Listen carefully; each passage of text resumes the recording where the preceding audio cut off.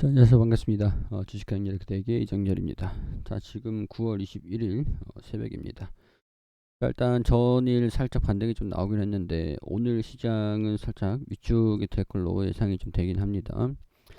자, 22일에 FOMC 결정이 한국 시간으로 20일 새벽에 FOMC 결정이 예정이 되어 있습니다. 자, 그렇기 때문에 아무래도 지금 시장이 살짝 반등이 좀 나왔는데 반등의 좀 역부족인 모습들을 좀 보여주고 있어요. 환율도 계속 강세 흐름들을 보여주고 있는 상황들이고, 자, 뭐 긍정적인 내용들도 있고 좀 부정적인 내용들도 있습니다. 자, 일단 우리 두산 에너빌리티가 자산을 먼저 볼게요.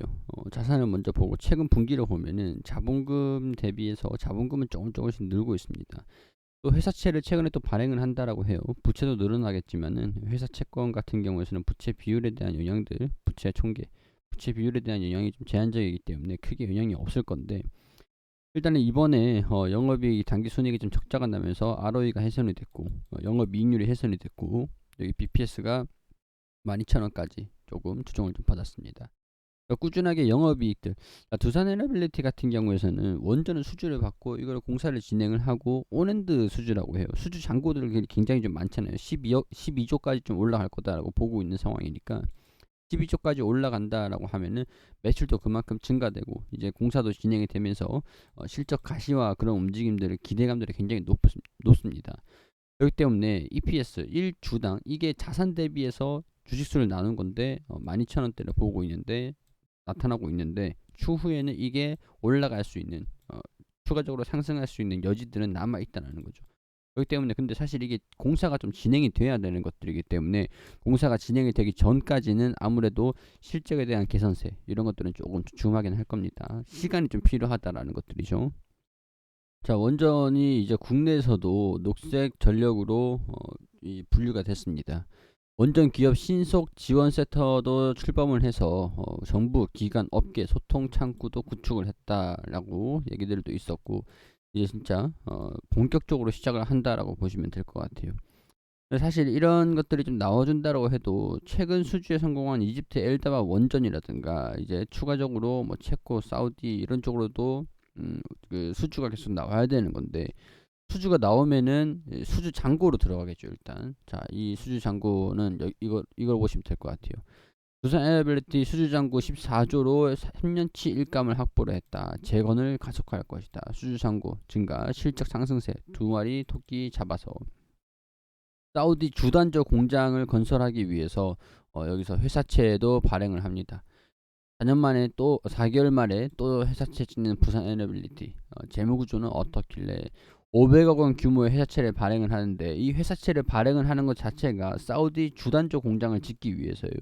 수주 성과를 반영시키기 위한 것들이다. 실적 개선 기반 연 1조 이익 회복도 가시화가 될 것이다.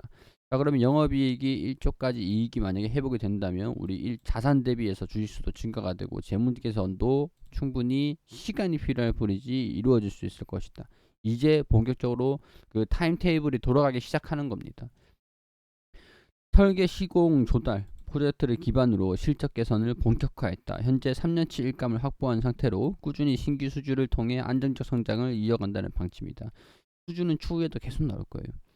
가스터빈이라든가 김포 열병합 발전소 있죠. 가스터빈도 들어갈 거고, 풍력은 사실 뭐 그렇게 크게 기대는 안 되는데 수소 쪽으로는 또 장기적인 모멘텀이 있는 상황들이고, 조선해양 플랜트용 기자재, 사우디 내 석유화학 플랜트용 펌프 밸브, 뭐 주단조 공장 여기서도 영업이익 연결이익으로 될 거고, 괌 복합화력 발전, 그리고 지금 해상풍력 원자력 태양광 분야 국건의 프로젝트 2조 여기서 온엔드 수주가 있기 때문에 87% 증가한 수준들이다. 수주 규모는 향후에 더 커진다. 자, 그렇기 때문에 총 14조 원의 매출을 기록을 하면은 3년치 먹거리에 해당되는 양이고, 영업이익은 더 증가되는 상황들이 기대가 된다.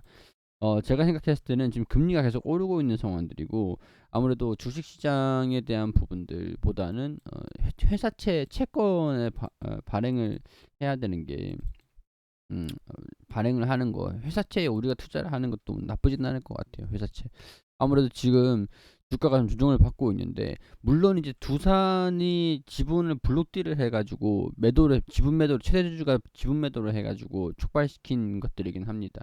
원전에 대한 모멘텀들이 다른 종목들로 다 빠지고 있는 상황들이었는데, 회사 채권의 기간 같은 경우에서도 뭐 최근에 또 매도하는 모습들을 보여줬는데, 회사 채권에 접근을 하려고 매도한 것들도 없진 않을 거예요. 채권도 지금 제가 선택지가 주식을 살래 채권을 살래, 지금은 아무래도 채권이 안전적으로 좀 안전적인 성격이 좀 있기 때문에 아무래도 채권이 좀 나쁘진 않을 것 같다는 생각이 좀 듭니다. 자, 일단 두산 에너빌리티는 실적 개선에도 주가가 안 오르는 이유는 뭘까 나와주고 있죠. 정부의 친원전 정책 등 각종 호재에도 주가는 하락세를 거듭하고 있어서 주주들의 불만이 커진다. 두산과 기업 내부 임원의 보유주식 대량 매매가 주가 하락에 영향을 준 것이 아니냐는 관측이 나온다. 관측이 아니라 그랬었죠.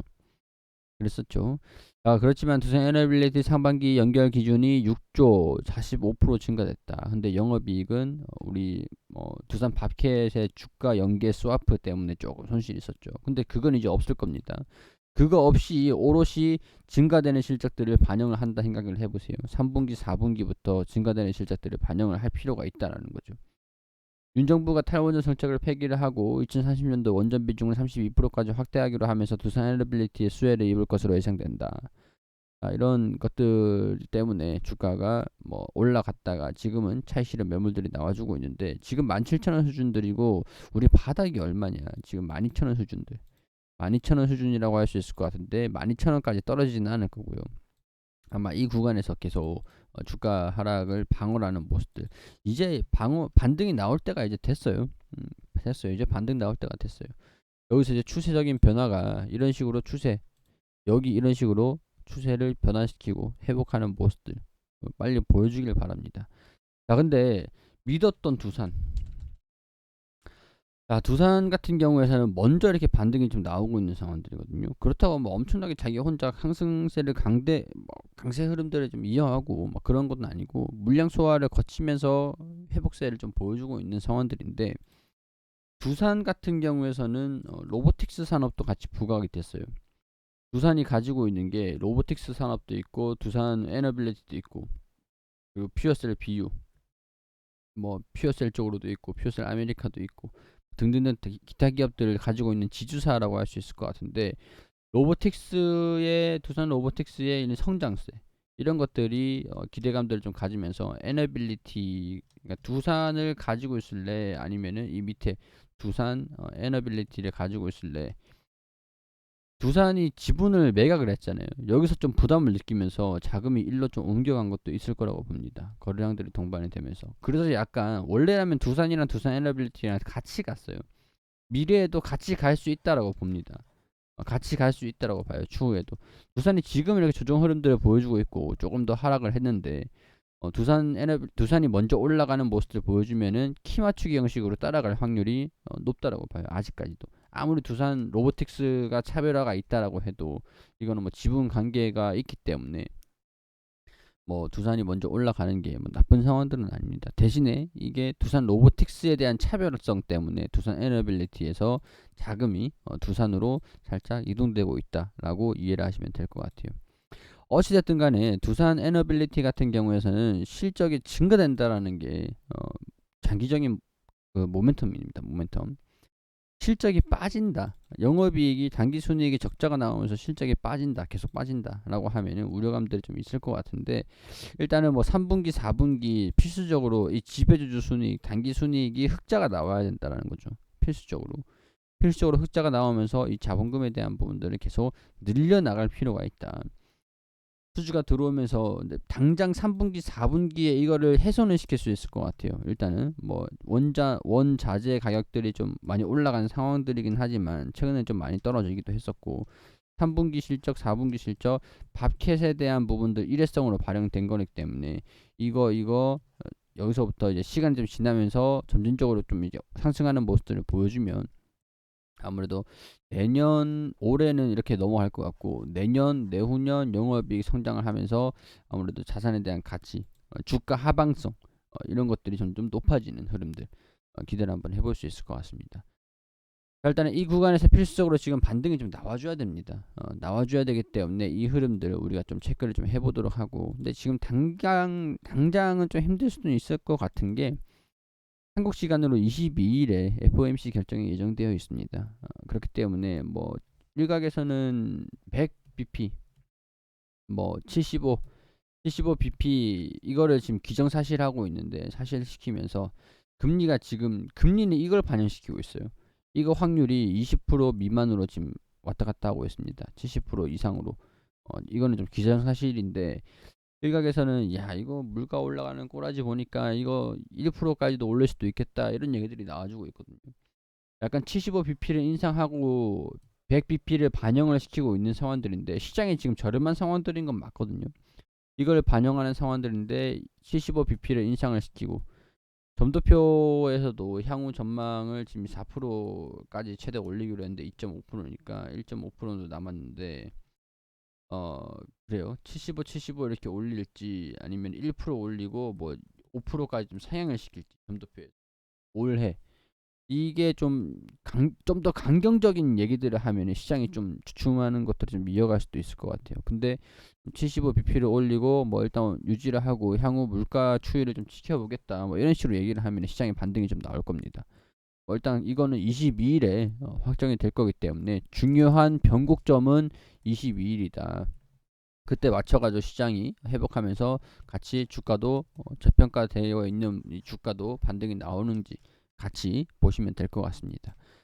자, 간간히 이제 새벽에 좀 올릴까 싶어요. 영상을 찍는 시간을 그냥 조금 조절을 해서, 제가 장중이랑 저녁에는 조금 바쁘기 때문에 좀 일찍 찍어서 올릴까 싶습니다. 그러니까 일단은 참고를 해주시고 구독과 좋아요 부탁드리고, 조만간 제가 따로 준비하고 있는 거 있다라고 말씀드렸거든요. 그건 거의 준비가 다 돼가지고 조만간 출시가 됩니다. 기대를 해주시면 좋겠고요. 저는 이제 준비를 다 해가지고 이렇게 뭐 계속 꾸준하게 영상 찍어드리고 이렇게 인사드릴 수 있도록 하겠습니다. 그리고 월화수 4시에 이데일리에서 저를 뵐 수가 있어요. 가끔씩 놀러 오셔가지고 저랑 함께 제 얼굴도 보시고 인사하셨으면 좋겠습니다.